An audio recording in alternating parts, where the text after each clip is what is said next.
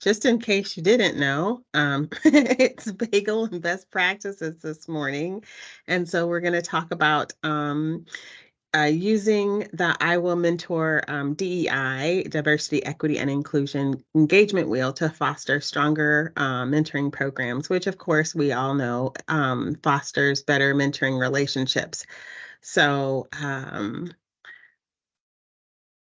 in case you guys don't know us, I guess I should have introduced ourselves, Mary, that I'm Tony Lampley with Iowa Mentor, Program Officer, and Mary. Mary Shika here from Iowa Mentor too. So, So, yes. just thinking about what brings you here today, if you want to put something in chat too, when you saw this topic, what brought you, what was of interest to you. I looked back, we just completed the annual survey. Thank you all of you that have sent in your information, but we do have 3 questions on there about culturally responsive practices. It's certainly not all inclusive. But I thought that was interesting to go back and look at that. And we asked the question about what you cover in pre-match training with your mentors. Does it diversity in the youth in the program match? Are they represented by mentors and staff and the board? And do you use culturally responsive training for the board and mentors and staff? And I will say that like the highest of those ratings were probably like 75% of the programs reporting, like for the topics, 75% covered one of the topics, and then it dwindled down to even like less than 20% for some of the topics covered. I think all of you are, you can think about the representation of the youth you serve and how that is. It's always a struggle sometimes with mentors, sometimes even more so with staff and with our board members to represent our youth. And the training, I think it does vary a lot. Again, board training probably is the lowest as far as culturally responsive practices. And staff training is probably the best, and the mentor training is somewhere in the middle from the responses from across the state. So I thought that was interesting to share. But if you have things that you were what brought you here today, if you want to put that, share anything in the chat, and make sure we talk about that, or if you have anything else you wanted to that came to mind when you thought about this topic, please go ahead and share that. Again, as Tony said, just going to cover our actually, it's the DEI wheel and and the questions to ask about all your programming to look at how you're addressing that diversity, equity, inclusion in your program. Yeah. So, see a couple things coming in. Appreciate the thoughtfulness of your responses.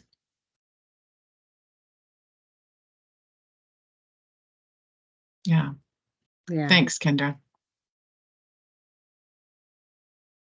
All right, Tony, should we talk about the why? Yes. So, one of the things that I like to do when we talk about diversity and equity and inclusion is your why.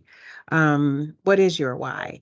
So for me, this picture here shows, it looks like a dad with 2 girls on the floor, and he's making breakfast, and he looks pretty engaged or wants to be engaged with both, right? So making breakfast and making sure that his girls are with him doing things. This picture reminds me of my dad, and I have an older sister, so this is kind of a sentimental thing for me, but it helps me realize this is my why, that I really want to build awareness. This picture is one of those things that says engagement to me.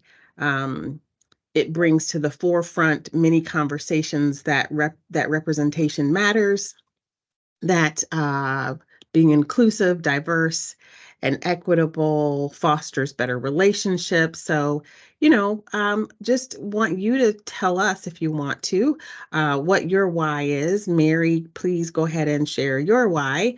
But yeah, just, this is my why. Is I want to stay engaged, for young people, to support them, and to, even my own children, and to say representation matters. Yeah, when I think about my why, it's about like do no harm, and think about the young people that we're working with. And I think back to when I was a young teacher back in the last century. Um, um, and really, one thing that really stood out to me that was so surprising to me is even seriously, this was in the late 80s, how many young people were being raised by their grandparents. And that was really kind of eye-opening to me. And just looking at, just again, realizing that young people are coming from different places than what my experience was. So it really, um, as we were frustrated with student behavior, and I know this still goes on today, it's hard sometimes. You just get caught up and you're really upset and frustrated with the child in front of you, and you forget about everything else that might be going on in the world. So just some of the experiences I was having in the classroom, it really made me think about all of the other things that the child was bringing to school. And that's when I decided that I was interested in counseling and went back for my counseling degree. And I see Anna on the screen who's just going through that journey right now too. But that's really kind of where my why comes from back in the day to delve into this more. I didn't know it was about culturally inclusive practice probably at that time, but Mhm. that's where it really came from. Is anybody else, um, would you be willing to unmute and share like your why? If you haven't thought about this before, that's all right. We can just talk about it, talk through it too, out loud too. Anybody else care to share about your why of this in this area? I can jump off real quick. So my why is Excuse me, Anna, would you just introduce yourself too, please? yeah, Thanks. yep. Anna Sundstrom from Everybody Wins, Iowa. So my why has changed just a little bit. As Mary said, I'm going back to school to get my master's in mental health counseling. So my why has changed a little bit over the years, but currently it's just because we all know that mental health took a plunge during the pandemic for everyone, but especially for our students that we serve. So right now, that's my big why is trying to educate people about how important mentoring is, especially for the mental health of our students. Thanks, Anna. Anybody else willing to share? I'm in Lynn Carroll and Big Brothers Big Sisters in Marshall County, Marshalltown. I guess looking at the diversity that has happened in our community has really been on my mind a lot to think about. Okay, so our um, we have 41 different languages spoken among in the homes of the kids that go to our school district. Half of our graduating classes are now Hispanic, out of over 300 kids in a graduating class. Um, my thinking is that not only we need to represent them well and be understanding, we have about 93% that fall below the poverty level of the kids that we're serving. So some of those are grandparents that are raising those grandkids as well. And when we're looking at that kind of a focus, we need to somehow be their voice in the community in a lot of different ways. And so I always feel like I need to continue to grow and learn and understand. But I also have decided that we needed to do something a little bit on a broader scale as in representation for those diverse populations to be a part of leadership. They're not going to be moving away. We need to be inviting them to join us in leadership roles. I go to a lot of meetings in the community, and there's not usually too much diversity among those folks that are sitting there. So when you're looking at the numbers of, uh, if we've got, I think, 68% of color in our school district. Well, okay, they're not probably going to be moving. We need to be somehow helping them to develop those skills that's, first of all, successful in school. And that's where we kind of come in with um, successful in making good choices, all those things. And then those who have been here a while, just trying to advocate for them to be step up for leadership roles, and how can we make that better happen easily for them with a comfort level and that kind of thing. So that's my part of my thing.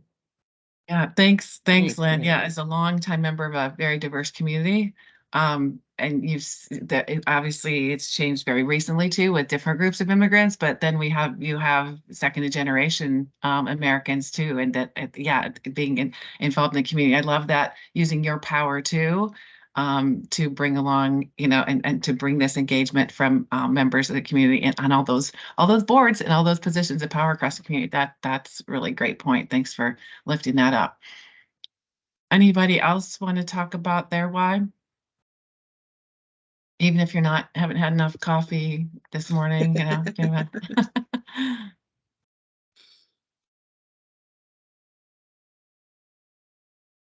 Well, I'm gonna go ahead and move forward because I'm always cognizant of our time. But I wanted to just set the stage of our conversation. And so I've had, I don't know, I say over 30 years of working in corporations. And whether it's been grocery or clothing or interior design, there's been lots of companies that I've been able to be a part of. It's a privilege. Back in those days, can I say back in those days? Um, there was a diversity, equity, and inclusion coordinator, and we still have those in corporations today, which is a great thing. Don't get me wrong, but it's kind of been like that coordinator or that director has been the blue umbrella here in the corporation, and they've had a large lift. They're the person that has to bring forth and say, have you thought about this when you create this structure? Or have you thought about this if we have this event? Or have you thought about that? They're the ones that people go to when there's a crisis in the organization, right? And say, oh gosh, I didn't think about this. Or what about this? Or so they're the blue umbrella, and everybody else kind of gets to do part of their job. And this person is the person has to go to all the different departments and say, hey, did you think about this representation of this person? Or have you thought about why this may be offensive to this person? Or have you thought about maybe the environment here in this town doesn't, have we unpacked this or whatever it is? And so this is one of those areas where we are as a nation and as a world a little more sophisticated than just having one person bleed the blue umbrella. So now Well, lots Tony, of I guess I would corporations. make the Yeah, point too with yeah, Iowa Mentor too. I know we're going to talk a little bit more about our work, but Tony's yeah. been doing some work with a grant we've had from Mentor National, doing some work specifically in the Des Moines community and then in Waterloo community a little bit too. And just because Tony's leading that work, she's not the blue umbrella, it's not like you doing the work over there. And especially being cognizant of the fact, as a white woman, like it's not the job of the Black woman only to be doing this work too. So I think that's like really just we try to be mindful of that Yes. too as an organization as well. No, that's very true, Mary. And so now, lots of corporations, Iowa Mentor being one, we look at DEI like this. That everyone, not just the department head of diversity, equity, and inclusion, or one person who maybe that's the focus of their job. Um, Everybody should be making DEI a priority, and it should be a part of our everyday life, just like it's a part of your everyday life when you see people coming and going. We all have different backgrounds. Sure, when we talk about diversity, equity, and inclusion, this is we think about it in so many different ways. We think about it culturally, we think about it racially, but it's a part of our everyday life. And when young people are able to see themselves in positive roles, or able to see themselves doing things that they perhaps maybe long to do, and they see that representation, that is a part of diversity, equity, and inclusion. So Mary put a good question in the chat of how does this play out in your organization? Do you have, is everybody thinking about diversity, equity, and inclusion, or is that one person's role, or how does that play out for you all? If you'd like to share.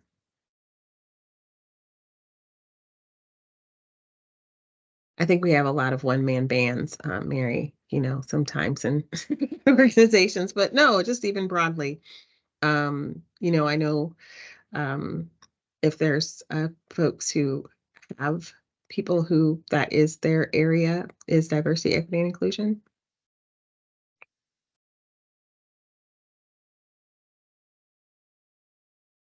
We have hired a Hispanic young woman in our office, and otherwise everyone else is Caucasian.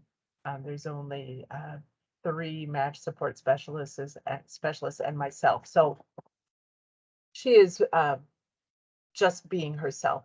And that's the beauty of what I really appreciate is that, she is probably representing and bringing in a different face than maybe because they never knew about us, or I don't know what it was, but they're coming on board now as volunteers on the adult level that we didn't have before. We tended to have the diversity among our high school students who Yeah. were bigs, but not among the adults. And so that has been just because of her presence and who she knows, and that invitation that she offers has helped our adult volunteers to grow in numbers of with some diversity. So that's really good. Yeah. That's awesome. Great. And I think, like as you said, like the questions we ask in the survey are really, really broad and only a couple areas, but I know that you give thought to the representation of your board and staff and mentors. But also in your training then too. So like who, and this you can answer or not, just give it some thought. Who is responsible? Are we all thinking about what our trainings look like? Are we all thinking about the language we use and talking with parents? Does that fall to one person? Is one person driving that, but it's permeated throughout the organization? I know some of you are part of national programs too, and I know they have some initiatives too, but yet it's how is that implemented on the local level? So just giving some thought about how that really is implemented at the local level. Yes. Sarah says they have a committee. Mm-hmm. That's great. Yeah, right. That's Yeah, I get it. powerful. Yeah, the Yeah. committee is no different than what Tony was just talking about too. Like if Mm-hmm. the blue umbrella, or blue umbrella can be the committee too, but like how does that get infused throughout the rest of Right. the organization too? Thanks, Sarah. Yeah. And so this is just one of the things of like blue umbrella or a wheel, right? Or the wedge. Um, so it's difficult to keep the organization, company, corporation engaged, in DEI when we use the wedge instead of the wheel, right? So this is just an indication to say, making sure that if you do have a wedge situation, how do you stay engaged? But in a wheel situation where everybody has some kind of commitment or buy-in or why, um, then it's in mentoring, I would love for us to use the wheel because it becomes more than just the bottom line for us. Of course, a lot of corporations, they want a more diverse uh, customers, all of that, because that puts more money in the corporation. For us, it's not necessarily always about money. It's about the value of teaching and cultivating our next generation of being more diverse. And of course, we know that when um, we teach empathy and all of those things and support and cultural humility, what that does for our community and our world. And people who are mentored end up being mentors. And so we know how contagious that can be. So that's kind of the difference for me with the wheel versus the wedge. The wedge, there's nothing wrong with it. It's just that you have to really try to get everyone engaged. And sometimes when you have a wedge, they may not be as engaged or may not keep their why, everyone in the corporation keep their why in front of them. I love that wedge, even not just because it reminds me of Trivial Pursuit wedges, but and it's, it's like it's just segmented. It's like here's DEI, we do this here, and then like here's mentoring over here's other things. It's just this wedge, and to me, it's no different than we have this great DEI plan. It's up on the shelf. Mm-hmm. Like here's our great strategic plan. It's up on the shelf. Here's our we had to create this logic model for a grant. It really doesn't mean anything. It's just up on the shelf. Yeah. If we just compartmentalize it, it really is just not strengthened. It's not really integral like it is with the beautiful wheel there, Tony. So Yeah. talking about wheel, we'll move on to the engagement wheel that you probably have seen before about how to engage all of your stakeholders with your program and get them to buy in, to be on board with our vision and mission, and make it very, very clear that DI is part of that, at its core. So the wheel Uh-oh. looks Sorry about that. at engaging these different stakeholders in our community, obviously the mentors, youth, all of the community broadly, and parents, and how do we engage those with DI work? And that's why, it is a wheel that we are, all of these stakeholders are engaged. There's some examples there. That's not the end all be all of different ways that, we engage these different stakeholders in the work. But we are trying to create real relationships with all of these entities. And we know when we're trying to keep in mind cultural differences, it's about listening and getting to know and hearing from those folks too. I know that a lot of programs struggle with the parent engagement.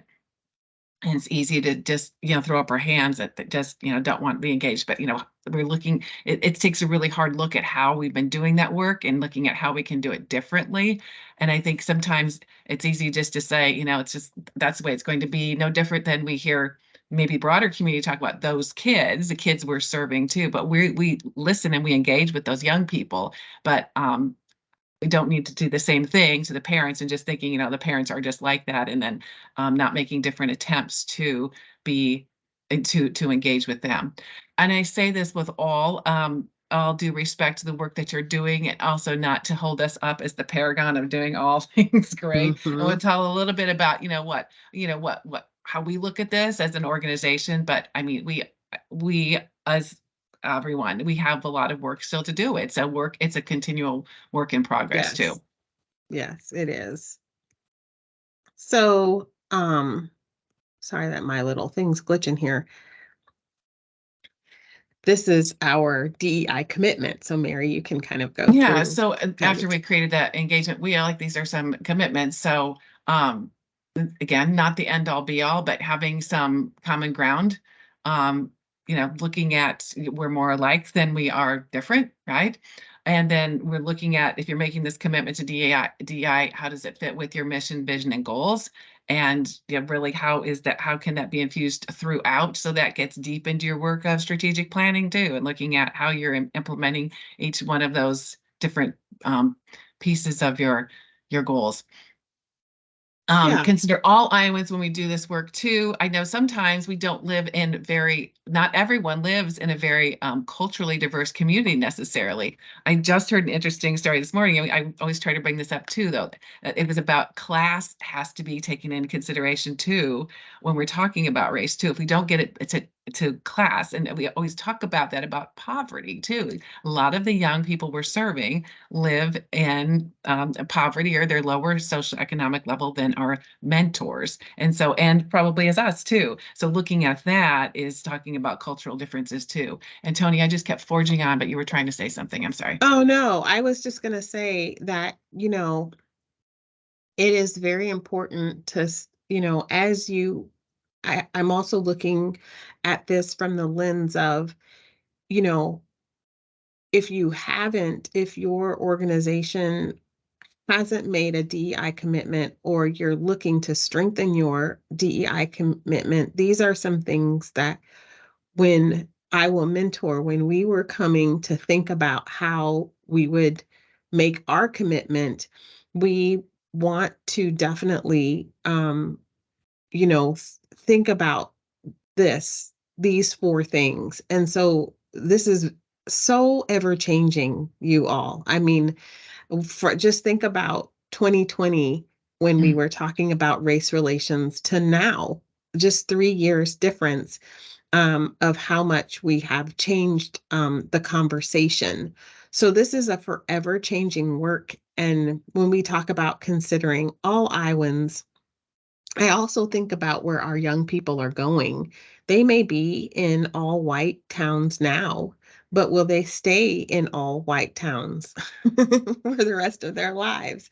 Will they go on to do other things? And so how do we prepare our young people for the diverse world that is definitely going to be a part of their lives. So it's those things where we just need to realize when we want to make a commitment that these were the 4 things that we sat down and said, wait a minute, this is a forever changing, never ending. So we're going to have to pace ourselves that we don't know everything. We won't know everything. And we may step on some toes and be offensive. But we need to recognize that and just keep adapting, keep trying to figure out how to navigate, this work. And I think the other part too, the last one, forever changing, never ending, pace ourselves. That's also like we're not trying to solve all the problems in our community, let alone in the state, let alone in the world too, because Right. it's overwhelming sometimes. And it's sometimes it just feels like it's easier just to, put your head down and keep moving forward and not try to worry about things. But it's like just thinking about what you can do in your own world and in your own space. And that does include the mentoring organization that you're working for. Yeah. Yep. So I would also go ahead. say that, if you're considering people being involved on a board level, do you have diversity of ages represented? That's Yes. a simple thing, and the economic levels are also important to have some representation in a variety of ways there, because they're making decisions, and everyone brings to the table who they are, and that if you don't have the cultural diversity, you do have other kinds of diverse opportunities that you can continue to include people in on. So Yeah, and culture is all things. Culture is not just ethnicity. So it is all of those things. And gender is very basic too. And I mean, we look on this call right now, I think I think most on here identify female, and that's pretty prevalent across the sector in Iowa with mentoring too. So what's the representation with males or non-binary representation as well? Yeah. Oh, very true. So we came up with some objectives for us as we approach this DEI work. One of them is awareness of our cultural background, understanding the experiences and expectations of the organizations we promote, support may be different from us. So this is kind of very emotional intelligence forward work here, but we're going to um, be aware um, and create some awareness of that. Mary and I and folks of Volunteer Iowa, we're not. We're understanding that experiences and expectations of the organization that everybody is different. Another one is we are going to acknowledge and gain a deeper understanding of the meaning of diversity, equity, and inclusion. So just like we had said before, we just mentioned this, Mary mentioned this is forever changing, fast pace. It's easy to put your head in the sand, but our objective is to acknowledge and gain a deeper understanding of this work.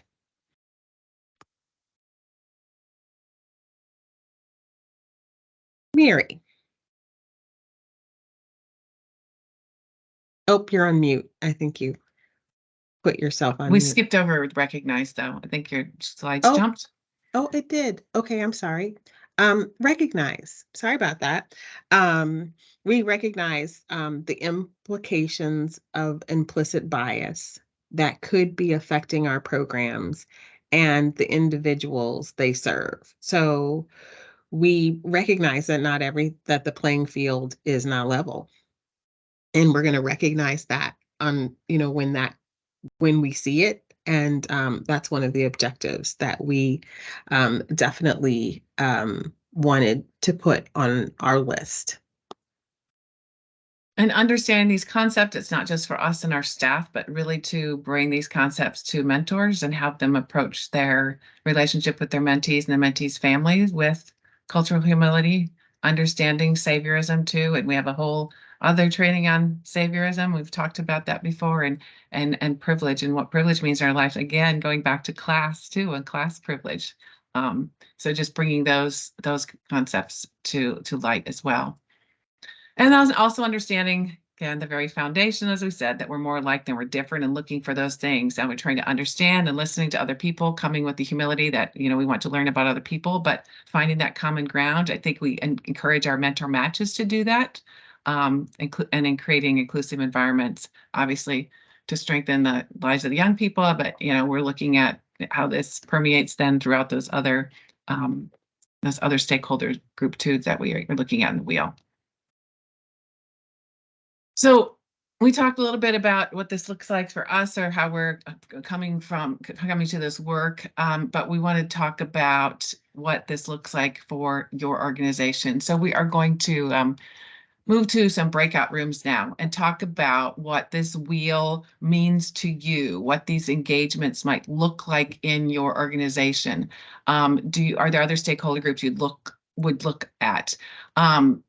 So we are going to put you in breakout rooms for just about 5 minutes. I know you're not going to be able to talk about each of these areas, so you can lift up whichever ones, what comes to the topic, the forefront with your group. But looking at with the mentors, youth, community, parent, how you address these different groups and how you approach engagement with them and DEI. So is everybody clear with what we're doing when you get to your groups? You're just going to talk about what this looks like for your organization. Yes, and I'm looking for we just scared a couple people away because we're going to go to breakout rooms, but we'll put the rest of you in breakout rooms. Does anybody have questions before we move to breakout rooms? Yes, and I'm looking for our little breakout room button. Oh, I've got you here. Okay. So we'll just have 2 different rooms and talk Sounds about good. what this looks like for your organization. Okay, I'm just going to move you to the rooms, and we'll see you in 5 minutes then.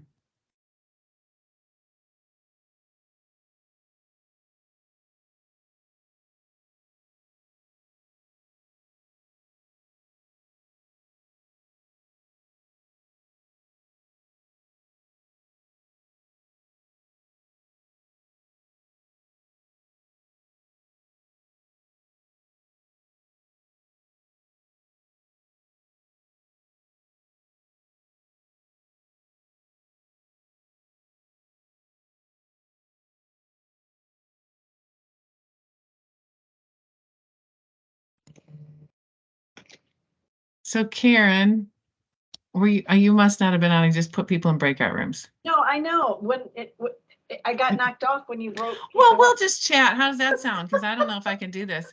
I'm sorry, that was really I'm having funny. trouble with Teams, Oh, I'm in yeah, we know.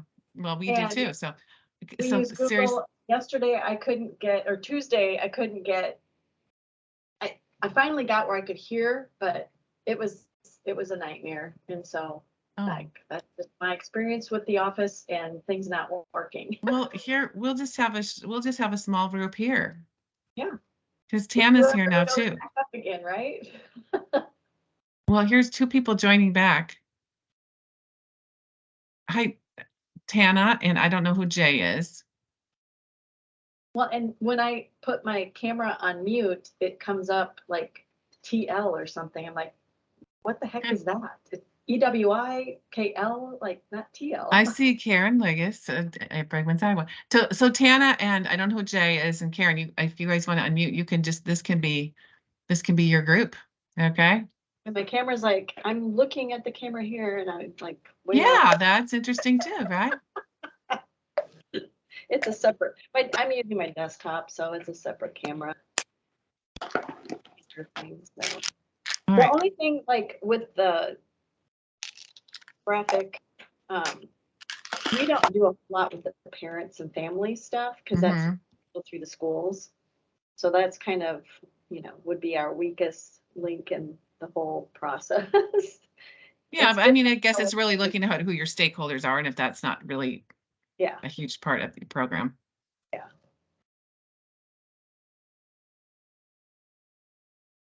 So what happens with mentors, or what happens even broader community? I mean, what does We it look have like? really been focused this year on really getting into communities where our kids are from. Like we had several of our special events committee and board members that went out to national night out events at Des Oh, Moines cool. Yeah. Station. And so we have a committees meeting Monday for the first one for the new fiscal year. And I'm really excited just to hear how things went. I went to my neighborhood association and we got sprinkled on. So, Oh, yeah. I don't know I was how there too. well it went, but I did talk to several people and I think it was a good, I had my shirt on and Oh, cool. and so I feel like it was a good event. I was gone for Juneteenth, but they did the Neighbors Day at Gateway Park also, and we've had several inquiries, and I think that's going to help us with increasing awareness of our organization as well as recruiting volunteers, and even in some ways it will help with parent support too. Sure.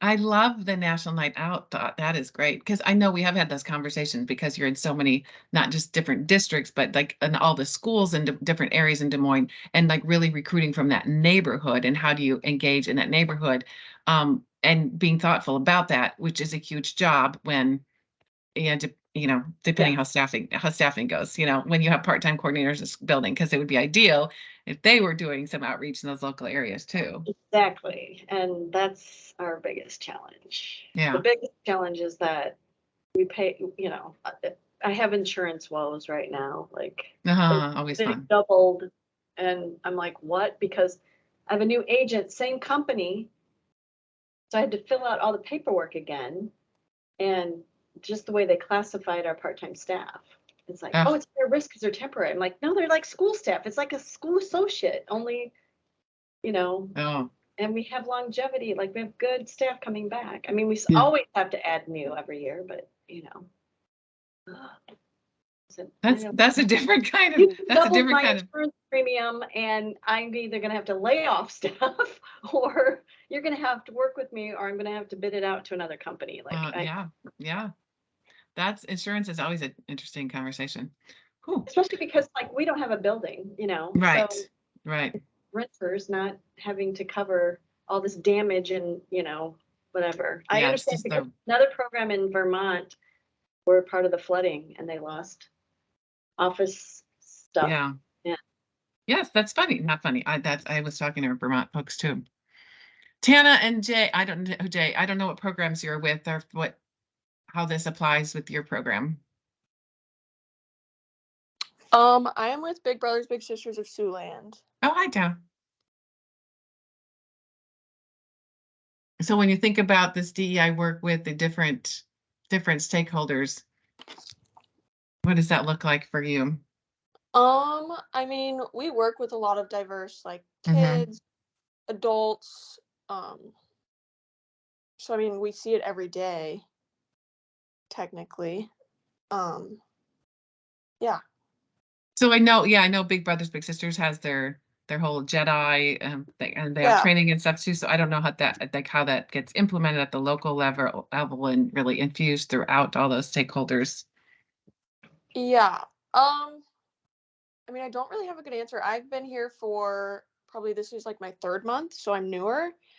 But I thought so, Tana, too, and I didn't want to say that, but like, okay, totally putting you on the spot here, right? that's Like, fine. I'm just learning all this too. Yeah, I mean, I don't know. We see it every day. We do trainings on it. Mm-hmm. Mm-hmm. So, yeah. And Jay, I'm sorry, where are you from? Yeah. And Megan, welcome back. We're having our own little breakout here because we all got lost, I think. So.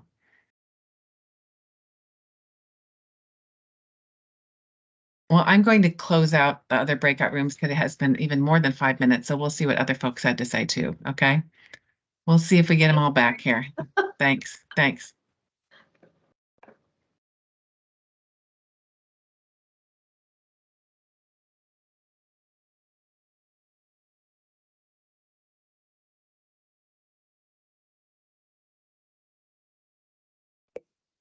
training. Oops, did I? Oh, we're back. Okay, no problem. There was a little bit of a warning. Sorry, I think we cut people off mid conversations, but oh, it's so good to see everybody now that our slides are down. Yes. I don't even know who was in the two different rooms, but Tony, who was it? Do you want to call in somebody that was in your room that would maybe want to Yeah, well, share something? I would love for Lynn, please, finish your thought. Oh, I have plenty of thoughts. What? No. As far as mentor, parent, and youth, we are providing training with them as we are welcoming them into our community, our family here at Big Brothers Big Sisters. Those trainings have quite the variety of things. One of the things I would say that we probably go the extra mile on is the parent connection when we're doing match support, because we're getting to know that family and finding out what their needs are. This summer, we're learning that the multiple languages, sometimes the parents are the ones that don't speak English, and so we have to figure out how it is we can best communicate with them. This summer, we've been working hard to try and pull some of those kids into some activities that don't have opportunity because of a single parent family who's working all summer and they're left home to fend for themselves. We've had some kids in a sports camp, and then now this week I've been taking 4 boys to soccer camp, and oh my golly, you learn all kinds of things when you put kids in a van, but it was So true. one boy says no, his dad speaks Creole and Sudanese, and the other kid says my mom speaks treat. And of course they do speak English, but it's broken. It's like, I've never heard of some of these languages, let alone, oh my golly, Yeah.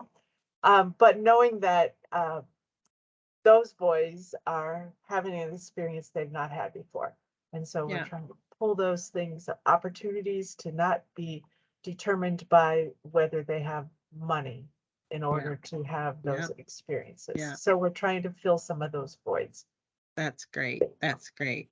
So, Mary, I don't know where you went. And okay. I didn't know if there's anything else from your group, or then who Yeah. was in the other group that wasn't in Tony and Lynn's group.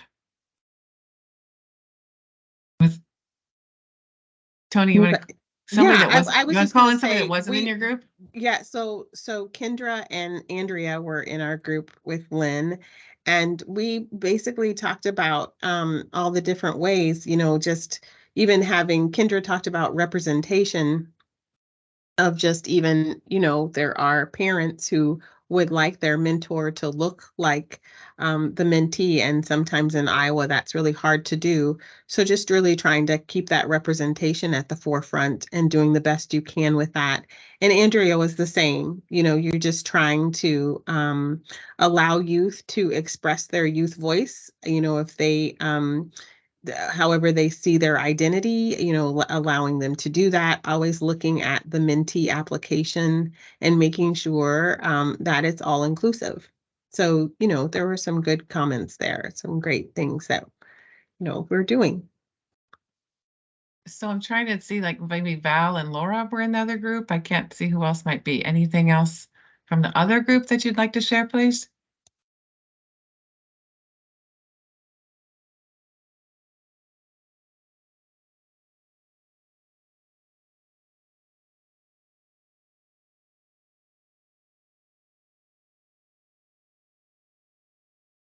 Maybe where?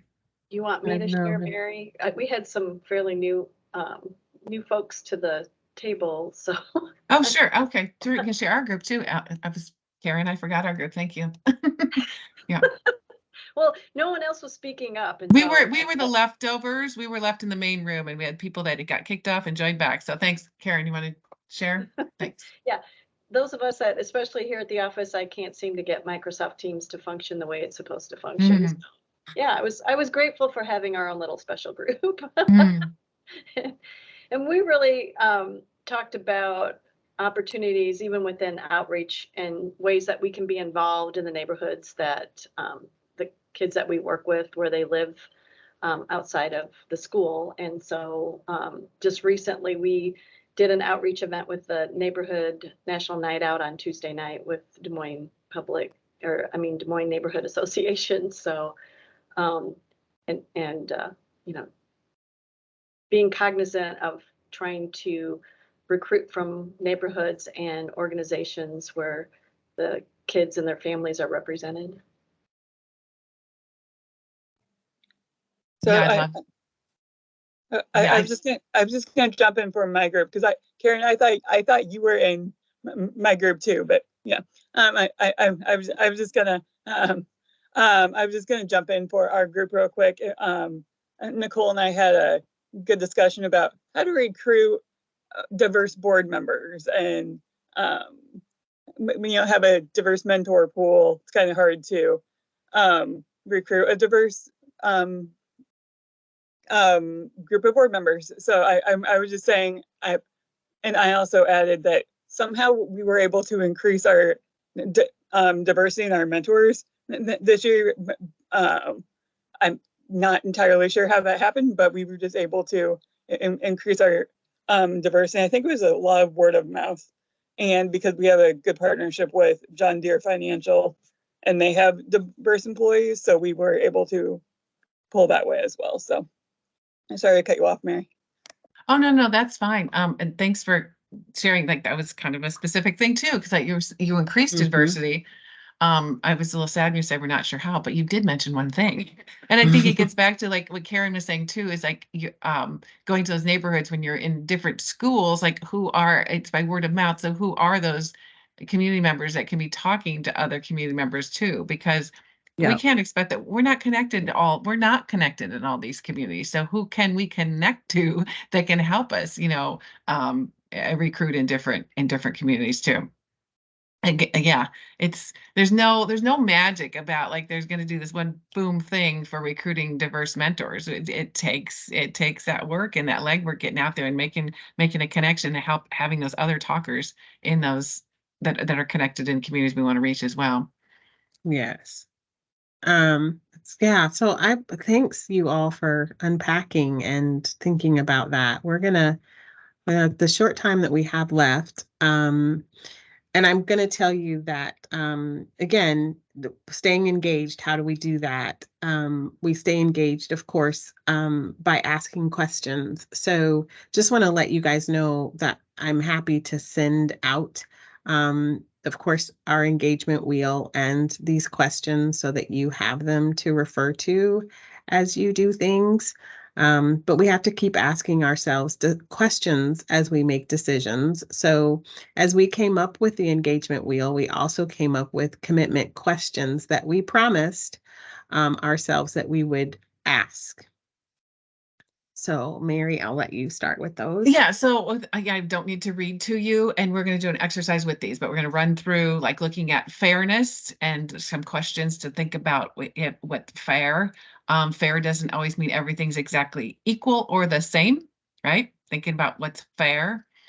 Is it fact-based? We know we talk about a lot of discussions that are going on in our communities today and across the country. There's emotional conversations too, but thinking about what we know as truth, what are the facts about the situation that we're looking at. Yeah, and so, here are two other questions. Is it beneficial?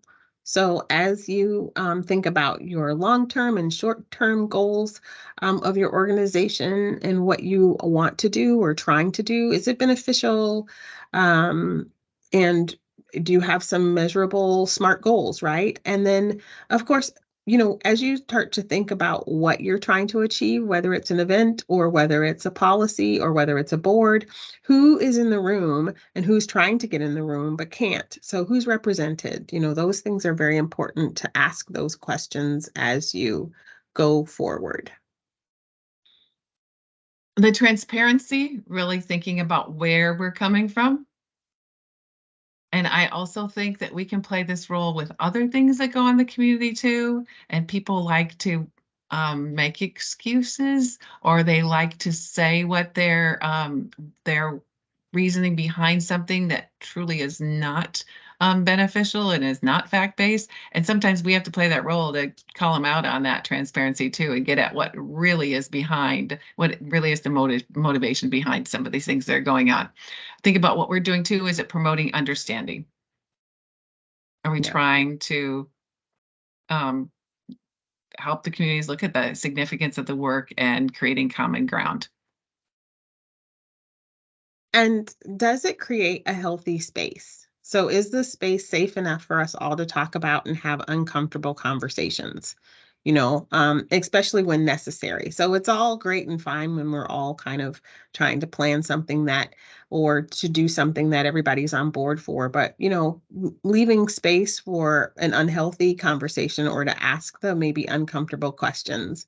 And then, is it promoting a healthy present? I think sometimes you have to realize that there are people in your community. I know Lynn brought up some, and even myself, is that, we've had some past hurts and some past traumas, or we've had some past situations that have happened, and we think that we're going to get the same result all the time, which is not favorable.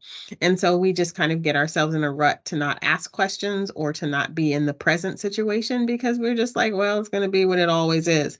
But sometimes it may not be. So always coming to the table with not the past necessarily being active, but what's happening now is very important. So creating a healthy present so that you can get to the best solution. I'm looking at is it culturally relevant? And I like that first line, embracing all cultures and identities, and just thinking about that and looking at those teaching practices. And the last question is it good? I like that, just basic. Are we doing it because we've always done it? Or is it really because it's the right thing to do? Yeah. Again, coming back to that common ground.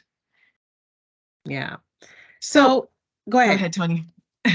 I was going to say, so, in the few minutes that we have left, it's just created a scenario of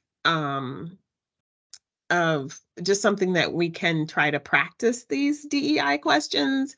So the scenario is that the Inspired Mentoring Program that serves inner city youth in Columbus, Ohio, is having a free back to school carnival for youth 12 years of age and younger.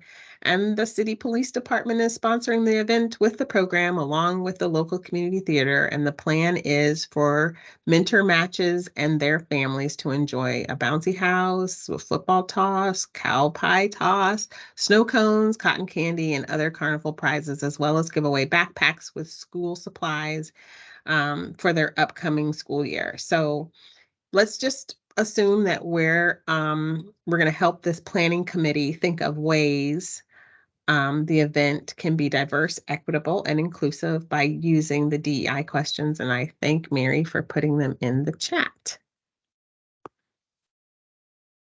So please unmute, and we don't have to go through the questions question by question, but what stands out to you about it being fair or fact-based, beneficial, who's represented? Is there transparency, understanding, a healthy space, a healthy present? Is it culture relevant? Is it good?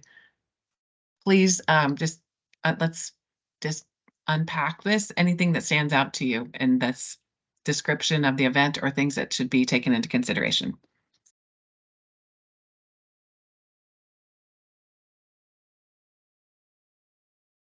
Andrea, I'm going to call on you because I know you've been thinking about this. What stands out to you?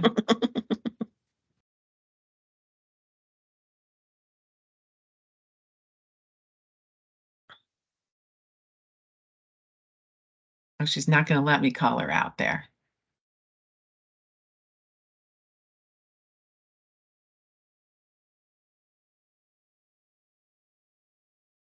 Nicole, does anything stand out to you? Oh, Andrea's coming off mute. Did something stand out to you in this planning?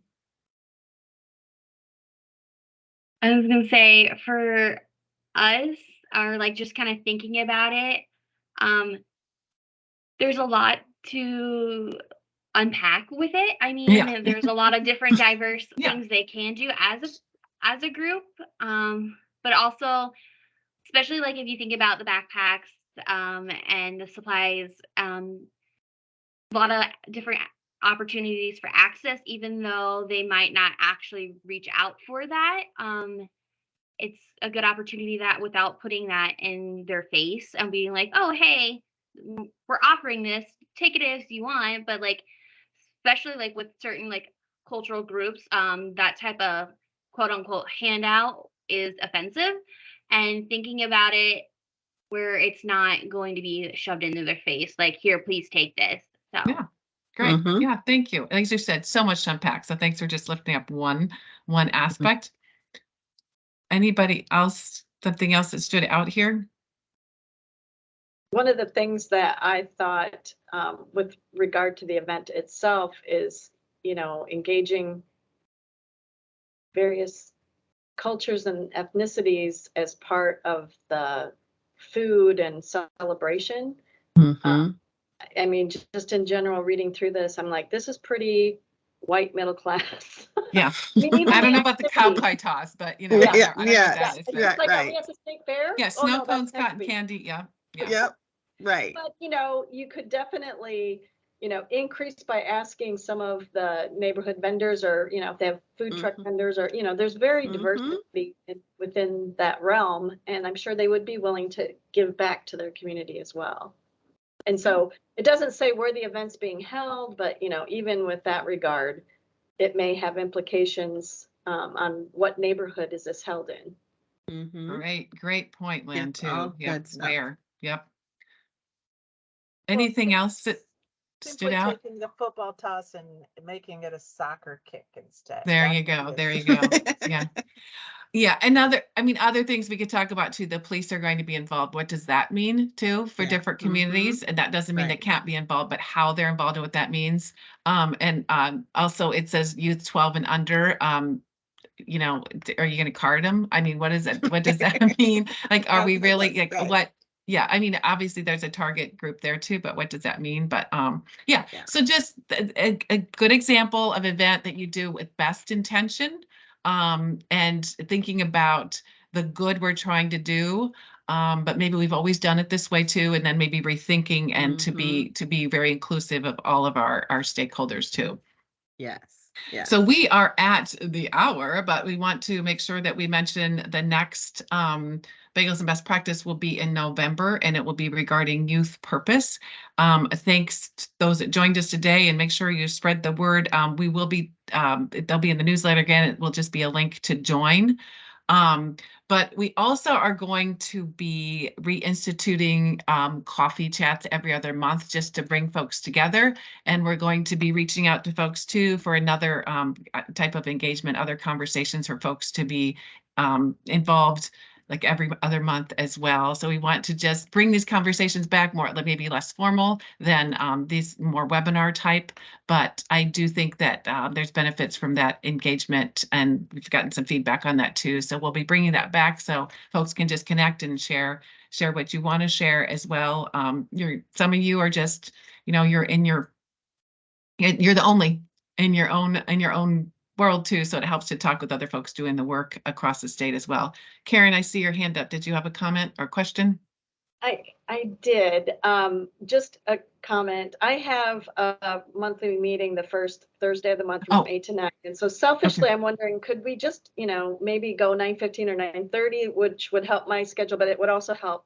We have a part-time program manager, and early mornings, she's getting kids off to school. So it doesn't work very well for her. Okay. Yeah, I'm happy with 9:30 if that doesn't affect a bunch of others either. Thanks for saying that. It is always hard to find. It's a challenge to find a time. I have found with school folks that they like the morning time better than, a lunch or end of the day too. I know nothing is ever going to work for everybody. And I think we can alternate a day too, so it's not Yes.